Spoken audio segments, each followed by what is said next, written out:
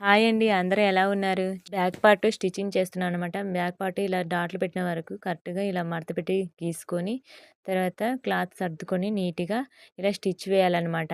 ఆ డాట్లు పెట్టాం కదా మనము గీత దగ్గర స్టిచ్ వేయాలి. ఇలా మడత పెట్టి కుట్టు వేసిన తర్వాత ఇలా మడత పెట్టేసి అంచెమ్మటి ఇలాగా స్టిచ్ వేయాలి. చూడండి స్టిచ్ వేసిన తర్వాత మనం క్లాత్‌ని ఇలా విడదీసుకొని లైనింగ్ వైపుకు మడత పెట్టుకోవాలి ఇలాగా. మడత పెట్టేసి అంచెమ్మటి ఇలా స్టిచ్ వేయాలనమాట.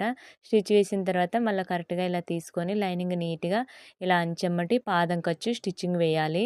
మనం కరెక్ట్‌గా పాదం లైట్‌గా లేపుకుంటూ నీట్‌గా ఇలా స్టిచ్ వేయాలనమాట. లేకపోతే పాదం లేపకుండా ఉంటే కుచులు కుచులుగా వచ్చేస్తదనమాట. చూడండి కుట్టేసిన తర్వాత మనం కరెక్ట్‌గా అంచెమ్మటి కరెక్ట్‌గా కట్ చేసుకోవాలనమాట. కట్ చేసుకొని ఇలా మడత పెట్టుకొని బ్యాక్ వైపున టక్స్‌ల కోసమని డాట్లు పెడుతున్నాము చూడండి. ఇలా మడత పెట్టేసేసి మనము ఇలా స్టిచ్చింగ్ రఫ్ కొట్టి స్టిచ్చింగ్ వేయాలి. బ్యాక్ పార్ట్ రెడీ అయిపోతుంది. చూడండి.